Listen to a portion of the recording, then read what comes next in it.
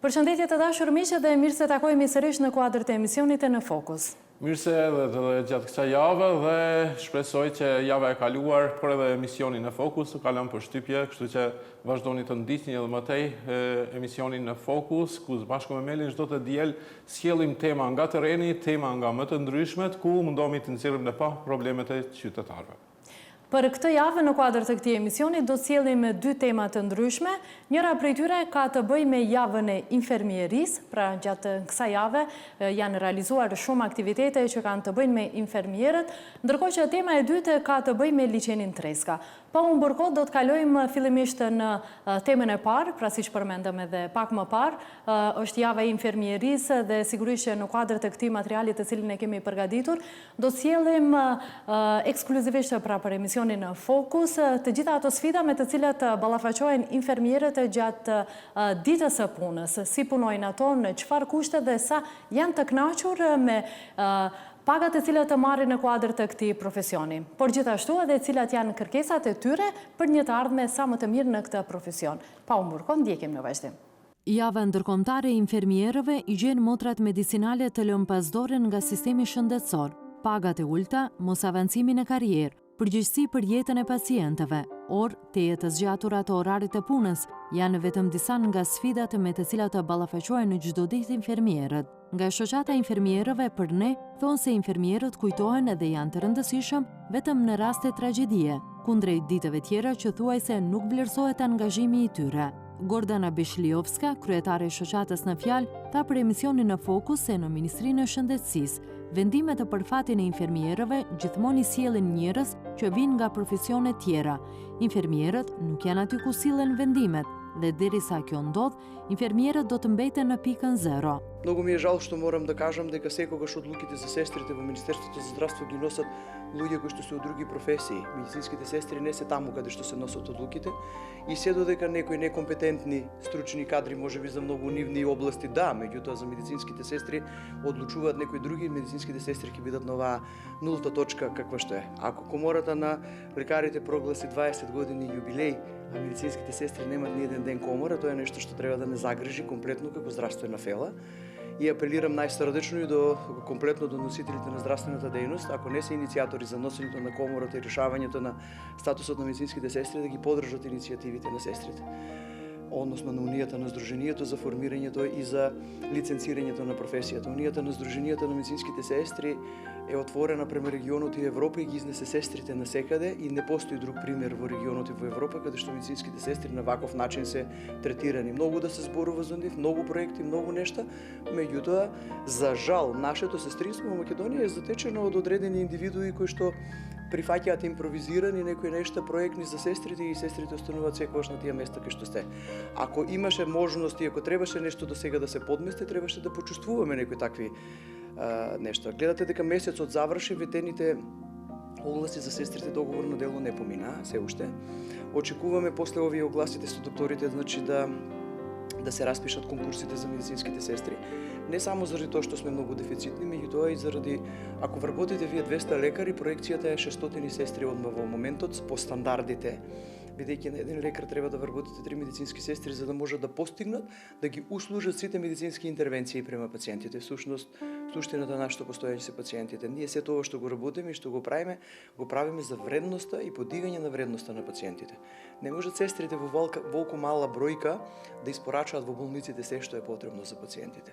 Beshliovska kujton se mungesën e infermierëve e pësojnë pacientët, të cilëve u zgjatet periudha e kurimit. Sipas vlerësimeve të Beshliovskës, thuaj se të gjitha spitalet të punojnë me 50% të deficit të infermierëve.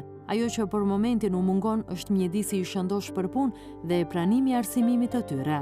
Ако имате недоволен број на медицински сестри, вие ќе имате неефикасност на работа во болниците, затоа што ако пациентите не ги добијат потребните здравствени интервенции се продолжуваат нивните денови на лекување во болниците. На тој начин паѓа индексот на ефикасноста во болниците. Значи, ние многу срдечно секогаш поздравуваме до менаџерите во болниците кои што ги кројат и ги водат овие политики на континуирани на дополнување со персонал. Доволната бројка на сестрите значи дека сестрите можат да постигнат се по категоризација да испорачат за пациентите. Во оваков случај кога имате дефицит на 50%, пациентите се тие кои што страдаат, пациентите се тие на кои што им недостасува. А вие и да сакате да постигнете физички, не можете прво се да постигнете и тоа е еден дополнителен стрес. Сестрите се во еден бърнаут по многу основи, како недостаток, па континуирани сменски работи, па ако земете во предвид тоа незадоволство кое што го влечат со години наназад од непризнаеноста на образованието, па неследење на компетенциите по образованието во болниците, па несоодветната платеност која што во последниот период нели малку направивме некое подместување, каде што таргет групата се сестрите со средна стручна спрема, меѓутоа сепак сметаме дека одговорностите се многу големи и дека тука треба во тој дел постојано нели да се работи на тоа тоа задоволство да биде покренато. Оно кој што ни фали сега во моментот е здравата работна околина на сестрите со сите овие задоволства за кои што зборуваме, признавањето на нивните специализации на нивното образование, нивното вклучување во образовниот процес. Ликот и меѓу делото на европската медицинска сестра е далеку од ликот и меѓу делото на сестрата во Македонија, која што во овој момент за жал почна да се одлева од сопствената професија. Тоа е нешто кое што е многу загрижувачко. Vetëm vitin e kaluar, rreth 2000 infermier janë larguar nga Maqedonia e Veriut drejt shteteve europiane për kushte më të mira. Ky numër këtë vit pritet të jetë edhe më i lartë. Siç rrëfen Beshliovska, infermierët e largojnë jashtë vendit jo vetëm për aspektin financiar, por për shkak të autonomisë së tyre dhe pranimit të arsimimit të tyre. Одат надвор од државата не само заради финансите, туку заради здравата работна околина, заради признаеното образование, заради тоа што таму знаат за што конкурираат. Таму кога ќе отидете на еден конкурс да конкурирате, знаете во која специјалност и што ќе работите и кои се вашите одговорности. Имате на ваша автономност во која што вие одлучувате, во која што вашата одговорност е платена соодветно. Каде што имате здрава работна околина, имате признаени образовни квалификации и можете да напредувате кариерно. Без разлика дали вие ќе бидете на некој начин задоволени со финансиските надоместоци во државата кај нас, ако вие немате кариерен развој. Ако треба да се вработите како медицинска сестра и да се пензионирате како сестра од одел, значи тоа значи дека вие во целиот ваш работен век не сте имале можност никаква за кариерен развој. Зошто медицинските сестри да не се пензионират како доктори на науки, како магистри, како специализирани сестри, така понатака? Во регионот и во Европа сестрите ја имаат можноста за кариерниот развој, а ние се оно што го имаме многу малку, па не ни се признава во болниците. Ако немате континуирани конкурси и имате сестри со 4, 5, 6 и 7 години статус договор на дело, што очекувате друго сем да ја напушта државата? Она што загрижува е дека ние многу зборуваме за ова, ништо не превземаме. И унијата и издруженијето ќе си го бараат сето она за кое што зборуваме, а не е превземено нешто. Мораме да бидеме малку како да кажам, од наша страна веќе и да го искажеме нашето незадоволство дека целокупниот наш професионализам до сегашен и начинот на кој што ние си ги бараме нештата кои што ги заслужуваат сестрите, некако наидува од другата страна на ситуација дека сестрите се премногу културни, можеби премногу професионални, премногу човечни, премногу одадени на собствената професија и не сакат на штета на пациентите да повлечат нешто кое што нели ќе оди и ќе личи на барања со една многу посилна и подруга реторика. Меѓутоа сметам дека сите овие години наназад ниту една министерска гарнитура ништо не промени и не направи за медицинските сестри. Значи ние не можеме да ги адресираме работите на индивидуата како министер, зборуваме за гарнитурите на министрите. Значи сите комплетно наназад со години наназад ништо не направија за медицинските сестри. Едноставно не нема во нивните агенди. Многу се зборува, а ништо не се прави. И ние повеќе нема да дозволиме тоа така да биде. И доволно веќе раскажуваме што значи да си медицинска сестра, колку тоа ние сме важни и така. Значи време е да поминеме на реализација на плановите. Сега имаме повторно времен закон за сите што завршиле до 2024 да им се признаат високите образованија, на другите ќе чекаат до некој друг времен закон. Секогаш сме решени со времени закони, со импровизирани одлуки, со не знам како да кажам, со нешта кои што никогаш не го решаваат проблемот во основа. А зборуваме дека сме суштински дел, а апелираме и кажуваме цело време дека сме богатство на нацијата. Ние не можеме да проектираме задоволни пациенти со незадоволни медицински сестри, или со недоволен број на медицински сестри, или со непризнаени образовни квалификации. Кој е тој пациент што не сака да го лекува образована, квалификувана медицинска сестра? Gordana Beshliovska tha se përveç që largohen jashtë vendit, janë të shumtë infermierët që largohen nga ky profesion. Gjendja më alarmante është në shërbim patronazhi, ku kufiri i moshës është 50 vjet. Ако минатата година имавме бројки на околу 1700 договор на дело сестри кои што 6-7 години во системот постоја секаде. Половина од нив ги пуштија дома и заминаа во странство, веруете, тоа се све обучени, едуцирани сестри кои што и за време на ковидот беа во првите борбени линии, така како што не нарекуваа сите дека сме херои без закон, херои без лиценца. Мислам, многу е тоа жалосно, да ви кажам, и недостоинствено и нечовечно е повеќе, мислам, во таков смер да се движат работите и дозволивме да си заминат. Меѓутоа имаме ситуации во кои што сестрите заминуваат од професијата. Може би интересот не паѓа за упис во средните медицински училишта затоа што се гледат иднината на факултетите и надвор од државата каде што да студираат и да се дошколуваат. Не имаме искусни сестри кои што ја напуштаат професијата, кои што не само што се незадоволни од личните доходи, се незадоволни од статусот нивни на работните места, вештините и знаењата им ги угушивме со партиски реторики, со авторитети кои што не заслужуваат да ви бидат авторитети, а вие сте со вештини и со знаење. Тоа се сестри кои што треба да се чуваат. Ние имаме патронажни служби во кои имаме страшен дефицит. Над 50 години е старосната граница на сестрите во патронажството. Тие се подвижните промотори, оние кои што превенираат, кои што промовираат, кои што здравствено воспитуваат, кои што, како да кажам, го чуваат здравјето на пациентите, ги спречуваат болестите, а таму каде што превенирате, не лекувате. А ние не вложуваме таму каде што треба да превенираме. Да, многу имаше конкурси во меѓувреме, некои се вработија, голем број од нив веќе си замина, голем број од нив се замина затоа што знаете, се соочивме со една вистина кога требаше популистички да се распише конкурсот, ако се сеќавате пред изборната кампања од минатата година, и имавме најава од тогашниот министер дека ќе имаме вработување на сите во договор на дело. За да распишете вие конкурс за сестри во договор на дело, треба систематизацијата да ви ги има предвидено. И тогаш го распишувате конкурсот. И кога дојдовме до моментот да ги распишеме конкурсите, свативме дека ниту една систематизација ги немала предвидено. Колку беше тоа нечовечно да вие некаде во некоја болница се давате 4-5 години во статус договорно дело, а некој не ве ни испланирал и не постоите во органограмот, во систематизацијата, во структурата дека сте потребни. Мислам, тоа е парадоксално према професијата и ќе си заминуваат и уште повеќе ќе заминуваат. И ќе дојдеме во ситуации кога ќе има конкурси и ќе нема сестри да се пријавуваат на конкурсите. И јас не знам веќе на каков начин треба да разговараме, каде што одредени индивидуи кои што му носат штета на сестринството треба да сватат дека треба сестрите да бидат таму каде што се носат одлуките. Доволно е веќе, значи, да ни се случуваат нешта и работи од луѓе кои што не се компетентни во нашата професија.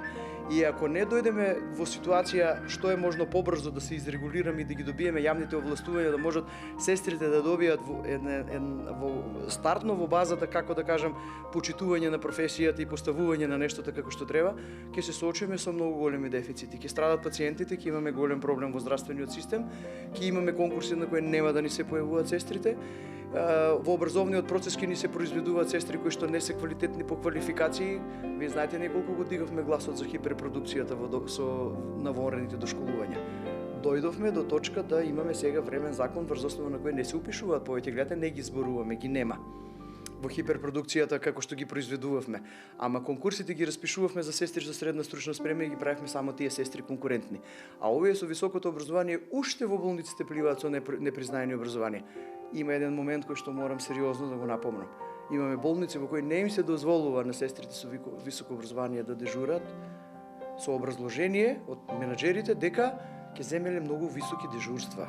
Заради тоа што законски 67% за интернистичките гранки, не знам колку беше тамо синдикалниот процент во колективниот договор за сестрите од хируршките гранки, наводно со дежурствата ќе имплементирале големи финансиски дежурства.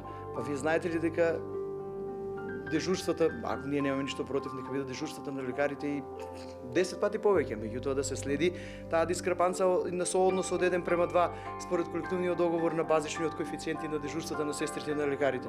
Не може со 2 дежурства, 3 да ја оправдате целата сестринска плата и да имаме проблем дека сестрите ги земеле големи дежурства. Тоа е голем парадокс.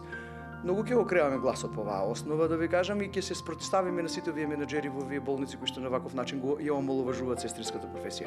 Gjithashtu, Gordana Beshliovska rrëfen se disa prej infermierëve tashmë po shfrytëzojnë pushimin mjekësor për shkak të sindromës së lodhjes. Kjo për shkak të angazhimit të tepërt dhe stresit që përjetojnë gjatë trajtimit të pacientëve si pasojë e tragjedive të ndryshme. Па тоа сега се случи после, за жал, големата несреќа во Кочани, значи се формираат тимови и сите овие сестри кои што максимално со гореа психички, ментално во ситуацијава имаат можност, нели, да имаат овакви сеанси со тимовите психолошки, и тоа факт е дека имаме доста сестри на боледување во бърнаут во овој момент. заради сите стресови низ кои што помина, сепак она беше нешто кое што ги надминуваше сите човечки капацитети без разлика колку и да бидете професионалци. Сега во моментот со Сдруженијата на млади специјализанти и Унијата на Сдруженијата на медицинските сестри имаме заеднички еден проект за подигање на свеста и посебно одавање значење на менталниот статус на сестрите. И ние имавме во текот на минатата недела едно предавање сериозно за бърнаутот и синдромот на согорување. Имаме сериозни во моментот планови да работиме и на анкети не само за бърнаутот на медицинските сестри во болниците, туку и за времето додека се школуваат во институциите и во статус на како вонредни студенти, а и за редовните студенти, бидејќи и самиот начин и процес на школување и работата во болниците паралелно дополнително влева стресови од оној момент дали ќе им бидат признаени школите, па дали кога ќе завршат ќе може да се пронајдат себе си, па дали со тие квалификации може да одговорат или не. Така да сериозен е синдромот на согорување и бърнаутот. Ние со Институтот за јавно здравје имаме работено вакви проекти кои што треба следствено да се работат на 1 до 3 години и се гледа задоволството од сестрите, каде што во анкетните прашалници ќе ги добиете сите одговори на тоа како и на кој начин согоруваат сестрите. Менталното согорување на медицинските сестри во болниците е многу сериозно, затоа што ако вие имате еден тим намален само од 5-6 сестри, а во нив имате 1-2 веќе кои што ви се во сериозен бърнаут или во синдром на согорување, тоа значи дека се нарушува работата на целиот тим. Тоа се сериозни нешта. А сестрите во синдромот на согорување опајаат во комплетно и во како да кажам, и во желбата за да бидат на работа и да направат се што треба да се направи. Тоа е сериозно нешто на кое што не треба веќе табу да биде темата, треба сериозно да се зборува. А недостатокот на сестрите и непризнавањето на образованието дополнително сестрите ги супремира и ги носи во една таква депримирачка состојба во која што не го гледаат излезот доколку не се решат овие нешта како што ги зборуваме и како што кажуваме дека треба да се решат. Доволно е веќе сите гарнитури. Јас не знам, морам да се изразам вака, ајде како да кажам, сестрите никогаш немаат министер за здравство. Не се чувствуваме така, ние во ниту една агенда не сме, никогаш. Сакате настани, сакате потреби, сакате закон, сакате лиценци, во кој смер да помислите, значи сестрите немаат министер за здравство. Значи имаме чувство како да сме маргинализирани по секаква основа, а толку многу се зборува за нас, многу сме важни и секогаш кога значи сите не фалат, многу сме, ама од тоа не се живее и од тоа пациентите не можат да се излечат и да бидат задоволни да искочат од болниците. Крајно време е сестрите да си ги превземат работите преку собствен сектор во министерството и тие да бидат тие кои што ќе ги кројат политиките за сестрите, како што го прават сестрите во Европа и во региона. Hamdia Fetahu është infermiere që tashmë 12 vjet punon në Spitalin 8 Shtatori. Ajo thotë se është e vështirë të përballet fluksi i madh i pacientëve kur bëhet fjalë për mungesë të infermierëve. Siç rrëfen Fetahu, në repartin ku ajo punon, 2 infermiere kujdesen për 35 pacient. Kujton se momentet më të vështira kanë qenë ato të pandemisë COVID-19, sepse ishte angazhuar me punë në repartin intenziv, pavarësisht sfidave dhe vështirësive. Infermieria Fetahu tha se kur nuk ka menduar të largohet nga vendi për të punuar këtë profesion. Puna si infermieri është mjaft stresuese, pasi që ka shumë përgjegjësi të madhe, bëhet fjalë për jetën e pacientëve. Është pak edhe orari i zgjatur, punojmë ka 12 orë në ditë. Një ditë e një infermiere varet se ku është, nëse është në repart është ndryshe, nëse është për ambulanca është ndryshe, kështu që është sakrificë e madhe, mirë po edhe lumturi, pasi që ne bëjmë gjithçka që pacientët të kenë, t'ju ofrojmë gjithçka që duhet. Jo, asnjëherë s'kam menduar se largohem, mendoj që e dua profesionin dhe dua të mbetem këtu. Pasi që numri i pacientëve është mjaft i madh, ndërsa numri i personelit është i vogël, edhe është mjaft e vështirë, mirë po në fund të ditës, kur i shohim pacientët të kënaqur, ajo është një bekim për ne. Zonja Hamdia, një infermiere në sa pacient? Sa pacient do të thonë? Po tash, konkretisht në repartin ton, unë jam në repartin e ortopedisë, do me thonë 2 infermiere në 35 pacient. 35? Po. Vetëm kur përmendet si Po, vetëm kur përmendet si numër është mjaft i madh, edhe mendoj që edhe kualiteti i punës bie në 2 infermiere në 35 pacient është mjaft i vogël. A ka ndodhur ndonjëherë domethënë që Të thoni, dorëzohem dhe nuk mundem më ta bëj? Jo, asnjëherë s'jemi dorëzuar, mirë po është mjaft rëndë.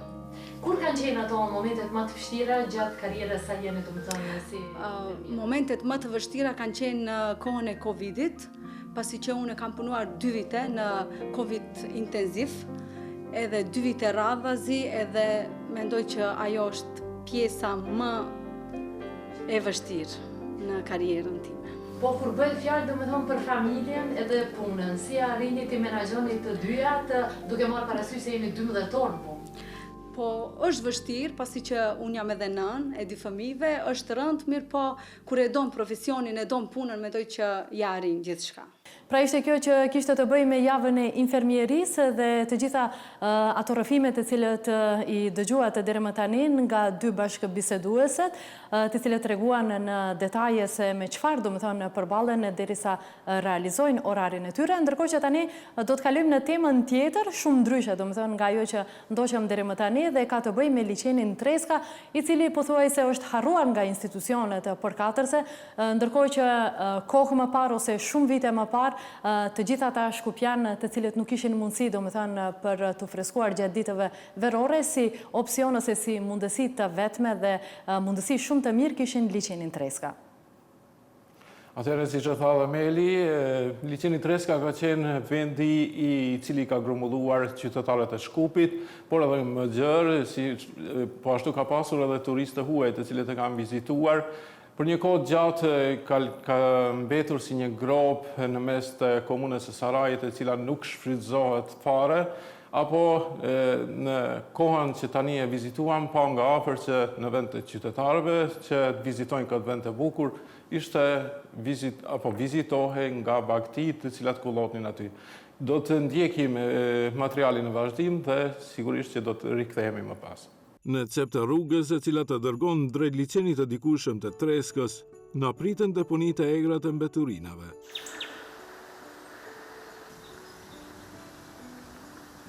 Liçeni Treskës dikur vizitohej nga mijëra qytetarë të Shkupit, por edhe turistë huaj, ndërsa tani ky liçen ka mbetur vetëm si një grop e madhe në mes të komunës së Sarajit. Ky vend turistik që dikur ka grumbulluar shumë njerëz, sot është lënë në harrez, ndërsa vizitorët kujtojnë kohën kur në një ditë janë shitur 10 mijëra bileta për të hyrë në këtë kompleks turistik. Ky lice, sipas të dhënave zyrtare, kishte kapacitetin për 10.000 notues.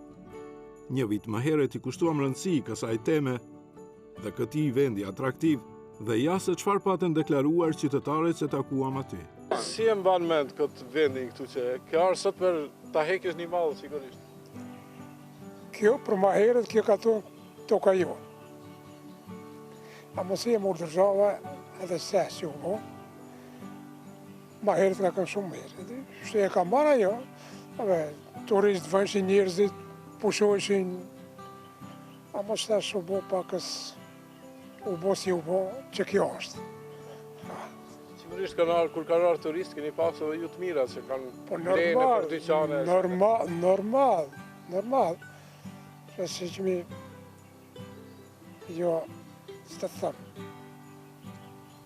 Si u duket kjo gjendje tash? Asa, fantazi është kjo është tash po. Mos timë dhe gjithë foli, si kur ka kënë, nuk është. Ama mund bëhet prapë, nëse do.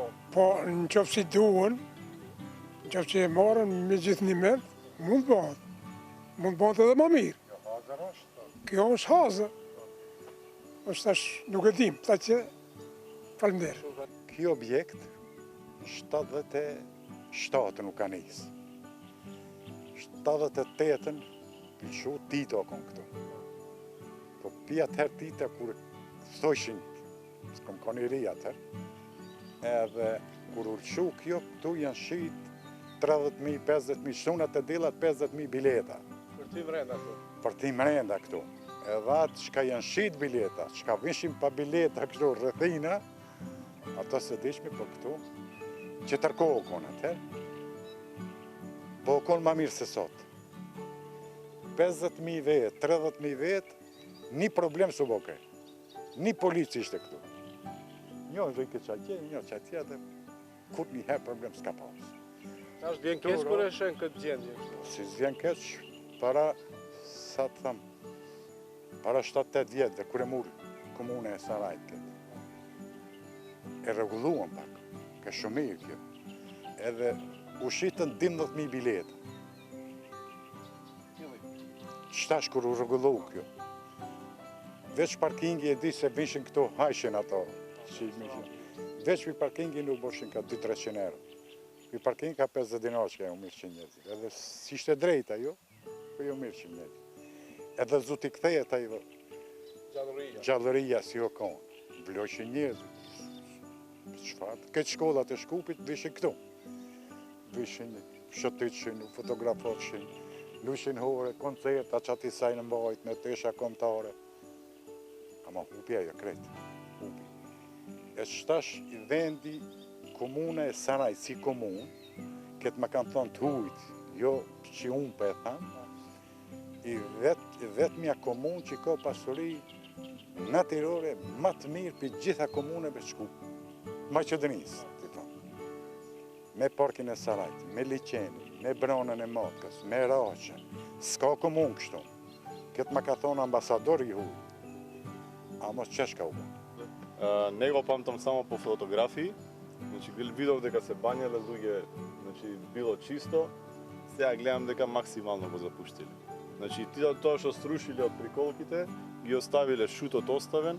Не знам колку време стои така, али ова е катастрофа. Значи за воопшто, значи да нема вакво излетничко место да го срушат, да го направат лом, тоа е многу чудна работа. Може да направите слики од таму, да ги сликнете, да видите што е оставено. Вие како помлад сте дошли тука? Не сум, сега баш сакав да видам нели како е и се разочарав. Од тоа што гледаме по други земји и тоа што е кај нас, ова е вистинска катастрофа. Одлично било местото и жалосно и штета е што е вака сега. Денеска дојдовте за носталгија или? Па редовно доаѓаме од прилика. Задоволни сме од местото и пак ќе повторам, штета што ветија не завршија тоа што ветија. Луѓето ги растера, прекрасно беше, значи имаше живост. Нажалост веќе гледате на што личи. Како го памтите местото? Разиграно, весело, која има луѓе пријатно, убаво. Вака фалат луѓе да го заживеат, да го очистат, да го средат. Dhe duke qenë se ky vend ka kohë që nuk shfrytëzohet nga njerëzit, sot këtë vend e kishin pushtuar kafshet. Liçeni i Treskës dikur ishte vendi më atraktiv për të vizituar nga qytetarët e Shkupit, ndërsa tani përveç se është mbuluar nga deponitë e egra, ky vend është shëndruar edhe për kullotjen e bagëtive.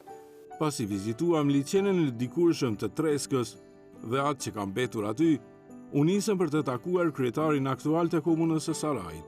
Sipas kryetarit të komunës së Sarajit, Ilyas Veseli, kompetencat dhe përgjegjësitë për zonën e liçenit të Treskës i takojnë agjencisë për promovim dhe për krahjet e turizmit, ndërsa nga atje edhe komuna pret përgjigje se çfarë do të vendoset me fatin e këtij lokaliteti. Fillimisht falenderit ju për interesimin për problematikat në vendbanimet tona. Edhe mu më brengos kjo fotografi, kjo pamje që është në atë pjesë. Mirë po, komuna e Sarajt dhe ne si institucion jemi të fundit që kemi përgjegjësi në këtë zonë. Për arsye se në mars të vitit 2021, qeveria, më thonë, ka sjell vendim për themelimin e zonës zhvillimore turistike, më thonë, liçeni Treska Saraj. Dhe pas atij vendimi ka qenë formuar komision nga institucionet të ndryshme, më thonë, të shtetit, si nga Ministria e Financave, Ministria e Ekonomisë, Agjencioni për Promovim dhe Zhvillim për Krahjen e Turizmit. Kanë pas disa takime, më thonë, komision, në atë komision ka pas antar edhe nga komuna jonë. Pas disa takimeve dhe ka qenë në fazën përfundimtare të përgatitjes së projektit, më thënë, për atë zonë, dhe pas dikund ka fundi i vitit 2023, në të takimin e fundi për e kanë pas asaj nuk ka pas kur farë takime dhe kur farë zhvillimesh nuk ka pas në këtë drejtim. Ne si komun, para disa ditëve, kemi dërgu kërkesë, informatë të marrim nga Ministria e Ekonomisë, për gjithashtu edhe nga Agencioni për Promovim dhe Përkrahjen e Turizmit, që është në kuadër të Ministrisë Ekonomisë, dhe kemi kërku nga ata të na japin sqarim se cilat janë hapat e ardhshëm nga Agencioni në fjalë dhe Ministria për të zgjidhur çështjen e liçenit Treska apo këtë problematik dhe shpresojmë të marrim një përgjigje sa më të shpejt nga ata me qëllim që pas kësaj varësisht prej përgjigjes së tyre dhe më thonë përgatitjes së tyre për këtë çështje ne të mund që të zhvillojmë më thonë edhe ide dhe të tjera në atë pjesë. Tani për tani nuk e ka kompetenca, nuk janë kompetenca të Komunës së Sarajit, nuk është kompetencë e Qytetit të Shkupit, por është i Agencionit. Po, më thënë konkretisht me këtë vendim të qeverisë në mars të vitit 2021 është në kompetencë të Agencionit. Edhe tash më thonë ne do të presim përgjigjen nga Agencioni se deri ku janë punët, më thonë çfarë mendojnë apo çfarë hapash do të ndërmarrin për zgjedhjen e kësaj çështje dhe varësisht prej përgjigjes ne edhe do ndërmarrim hapa të tjerë. E fundi që unë edhe disa herë e kum përmend për shkak se edhe banorët e komunës sonë, po edhe të tjerët të cilët frekuentojnë atë pjesë, më thonë kritikat i adresojnë komunës, më thonë apo mua si kryetar, mirë po nuk qëndron ajo se faji nuk është e ne. Mirë po faji është dikun tjetër. Unë e kam idenë, më thonë dhe mendimin që nëse Ministria nuk ka plan dhe ide për realizim qoftë ati projekti apo edhe diçka tjetër në atë zonë, unë së paku ne të përgatisim një plan për revitalizimin e asaj pjese që të mund të shfrytëzohet fundjas për rekreim, ashtu si që kemi më thënë pjesën parkun e Sarajit, të mund të shfrytëzojnë më thënë për rekreacion edhe atë pjesë të liçenit Treska. Do thonë priti përgjigje nga kush që më thonë, fillimisht nga Ministria e Ekonomisë, po gjithashtu edhe nga Agencioni për Promovimin e Turizmit.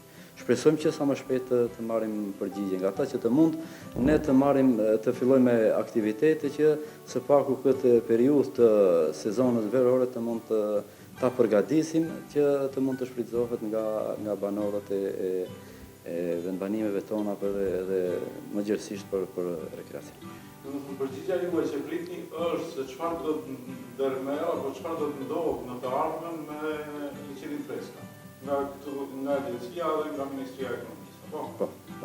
Më thonë, thjesht a vazhdon me atë ide, me atë projekt që ka qenë më herët, çka do të ndërmarrin apo ato si ministri do të kërkojnë nga qeveria të sjellë ndonjë vendim tjetër që të na kthej neve atë zonë apo varësisht se ata se si e mendojnë. Sipas Veselit, nëse Agencia për Promovim dhe Përkrahjet e Turizmit nuk do të ofrojë ndonjë plan për zhvillimin e zonës së liçenit të Treskës, atëherë Komuna e Sarajit do të kërkojë që të lejohet së paku rivitalizimi i kësaj zone që të mund të shfrytëzohet si park për qytetarët. Sipas Ministrisë së Ekonomisë, me ndryshimin e fundit të ligjit për veprimtari turistike dhe ligjin për themelimin e Agjencisë për Promovim dhe Mbështetje të Turizmit, të gjitha çështjet që lidhen me turizmin janë nën kompetencat e Ministrisë së Kulturës dhe Turizmit. Sa i përket asaj se çfarë plani ka Agjencia për Promovim dhe Përkrahje të Turizmit për zonën e liçenit të Treskës, nga kjo agjenci deri tani nuk kemi përgjigje. Liçeni Treskës u ndërtua me vetë kontributin e banorëve të Shkupit në vitin 1978. Deri në vitin 1990, ky vend ishte atraksion për banorët e Shkupit. Në vitin 1998, për shkak të ndotjes së ujit, në liçen u ndalua larja dhe që pra asaj kohe filloi degradimi i tij. Pra kjo ishte sa i përket liçenit të Treska të Komunës së Sarajit, ndërkohë Besoj dhe shpresoj që në të ardhmen kjo të merr një epilog pozitiv dhe të shfrytëzohet spaku nga qytetarët e Shkupit, por pse jo dhe gjithë turistët cilët vizitojnë Matkën, por e vizitojnë edhe Sarajin apo komunën e Sarajit, i cili vend është një vend atraktiv për turistët.